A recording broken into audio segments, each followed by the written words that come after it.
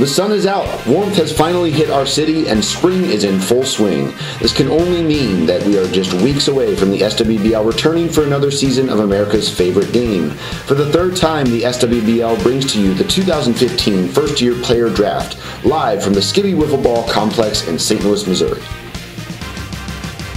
And we welcome you to the 2015 SWBL Rookie Draft, bringing you all the coverage as we start the process of putting together this year's franchise rosters. I'm honored to host this year's draft special, and I'm pleased to be joined by this year's analyst, including captain of the SWBL Royals and president of the Players Association, Gus Skibbe, along with two-time National Fielder of the Year and three-time reigning SWBL champion making his media debut, Chris Meador. Thank you for joining me, guys. You know, Chris, yours intro sounded a lot better than mine, you know? I don't know what to tell you, Gus.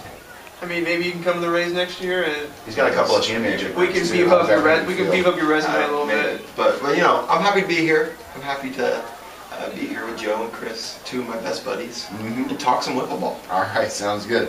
Now, Gus, it seems like every year the SWBL grows and changes in many different ways. Last year ushered in a new era with the four-man batting lineups and the introduction of pitcher's poison. Do you think it is safe to say that the SWBL has found its official playing style, or do you always think there will be something new on the horizon? You know, I think Wiffleball as a sport is and always will be changing. There's many leagues around the country that are completely different than ours. But we as a front office like to change it up and make it nice, but I think that our playing style now is the best that it's ever been. And we're excited that we think that this might be it for a while, so we'll see. Now, I do remember that at the start of last season there was a lot of feedback from the players, both good and bad, I think. And how much does the feedback from the players come into the decisions of the front office? Obviously, like we are a people. It's not just the front office. We encompass all of the league in our decisions. So based off other people in the league, their decision, that's what we feed off that feedback, and that's how we drive our ideas for the future. Okay, thank you.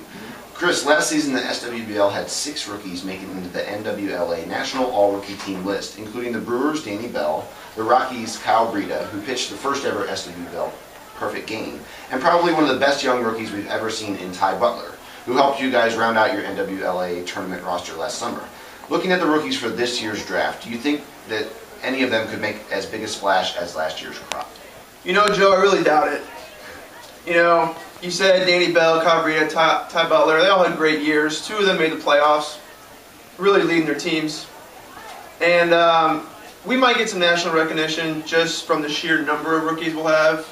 I would say almost every team is going to have at least one rookie, but as far as big of a splash, with the exception of the Rays draft pick, I don't really see many rookies panning out that well this year.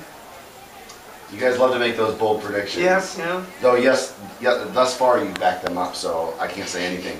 Now let's preview the list of our upcoming potential draftees. With 21 free agents heading into the 2015 season, and 11 of those eligible for the first-year player draft, we have a few players looking to strike big on the Wiffleball field for season 13.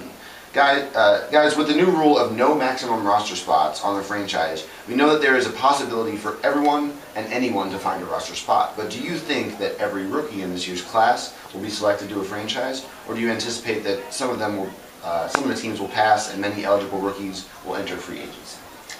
You know, I think many teams obviously will pass. It's really tough to find a spot in the Skibbe Wiffleball League because it's such a tight-knit group of people.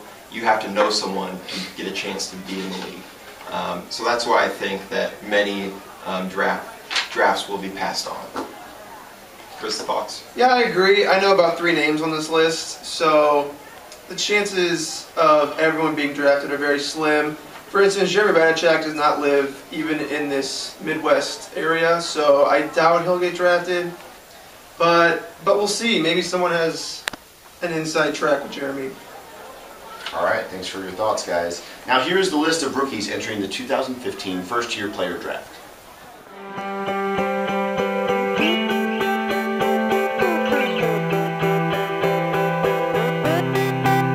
Yeah, just wake Waking up in the morning and to be well. Quite honest with you, I ain't really sleep well. You ever feel like your train of thought's been derailed? That's when you press on, lean in. Half the population just waiting to see me fail. Yeah, right, you better off trying to freeze hell. Some of us do it for the females, and others do it for the retail. But I do it for the kids, life through the time we're in on. Every time you fall, it's only making your chin strong. And I'll be in your corner like Mick, baby, till the end of when you hear a song from that big lady. Until the referee rings the bell, until both your eyes start to swell, until the crowd goes home. What we gonna do, y'all? Now guys, after last season's takeover by rookie Ty Butler, who do you predict will follow in his shoes and win the SWBL Rookie of the Year award in 2015? My money is on John Dories.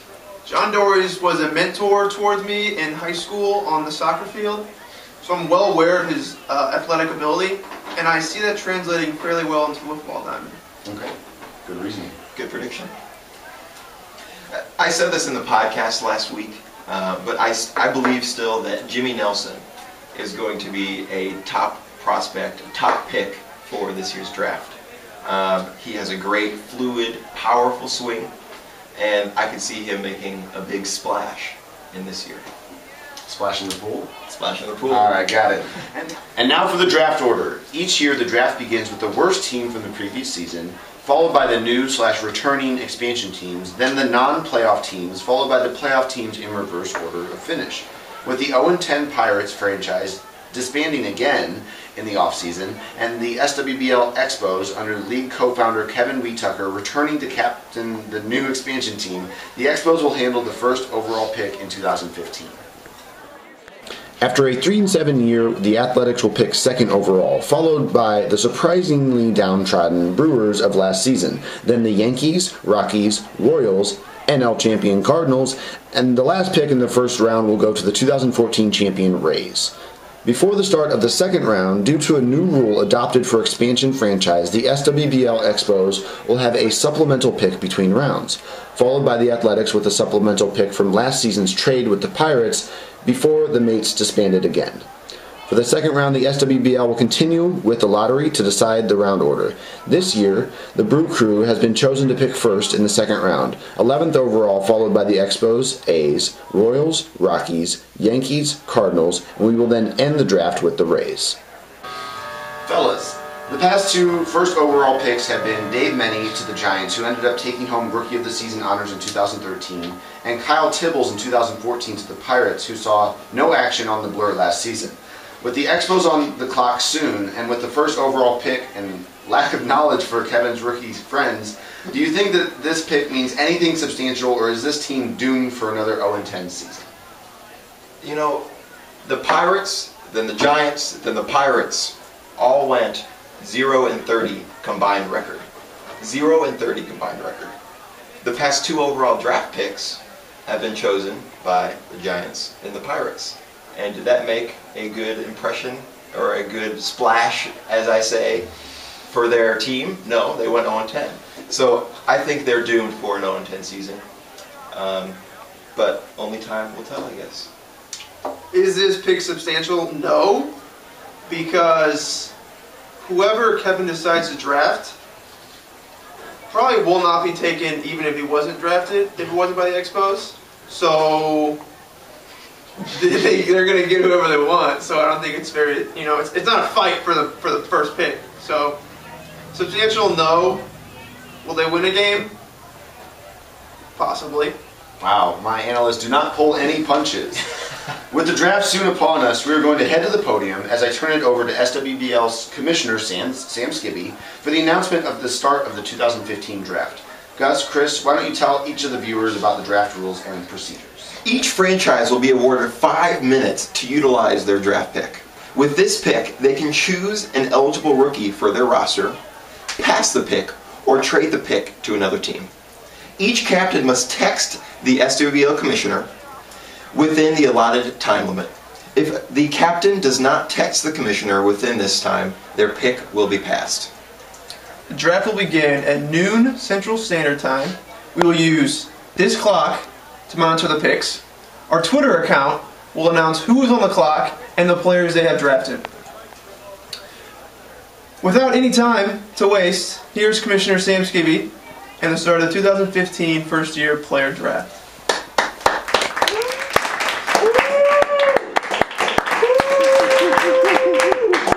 Yeah! Ladies and gentlemen, welcome to the 2015 first-year player draft. First, we would like to welcome back league co-founder Kevin Wheatucker and the first Canadian franchise, the SWBL Expos, to season 13, and let them know that they are now on the clock. The first pick of the 2015 SWBL first-year player draft is next. Stay tuned. The 2015 SWBL first-year player draft is brought to you by Dick's Sporting Goods, Krieger's Hometown Sports Bar and Grill in Twin Oaks, and Wendy's. Quality is our recipe.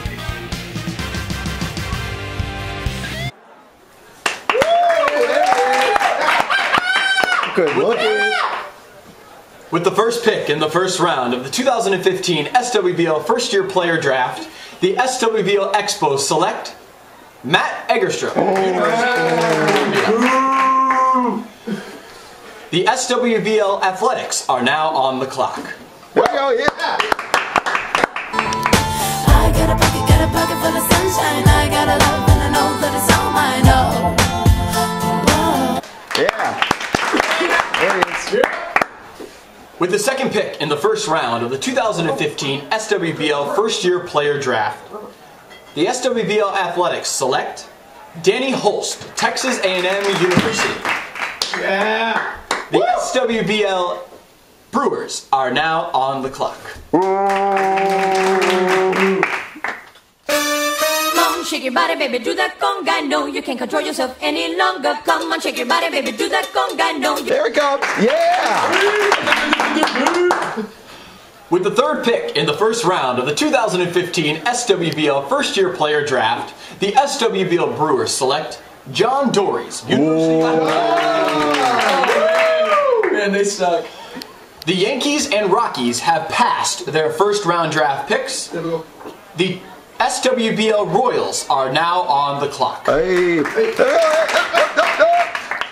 We living in a dark world, how they gonna know if we don't put his glory on display and let it show? So Hey. There he is.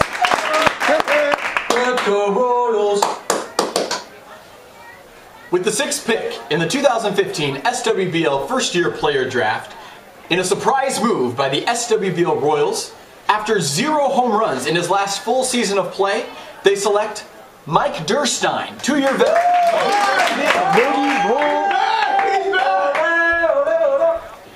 The SWBL Cardinals are now on the clock.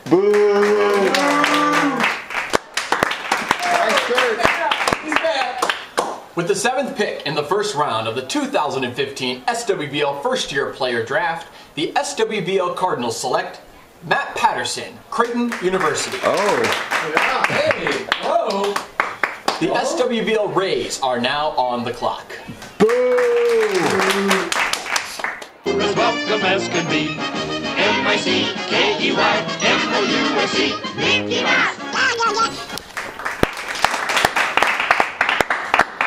With the final pick in the first round of the 2015 SWBL first-year player draft, the SWBL Rays select Ian Andrew Baker, University of Arkansas. Due to a new rule of supplemental picks for our new expansion franchises, the SWBL Expos are back on the clock. Let's go. Expo. The voice keeps saying, this is where I'm meant to be. With a supplemental round pick by the SWBL Expos, they select Mike Blassie, University of Missouri Columbia. The SWBL Athletics are now on the supplemental round draft clock.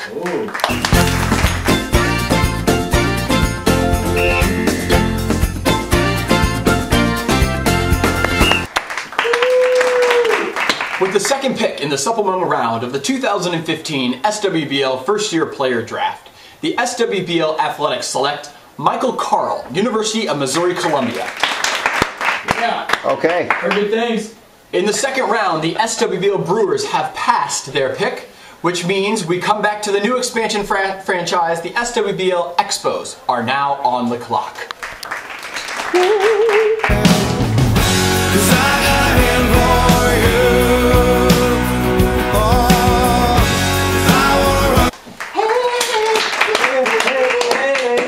With the second pick of the second round of the 2015 SWBL First Year Player Draft, the SWBL Expos select Pat Blassie, University of Missouri, Columbia.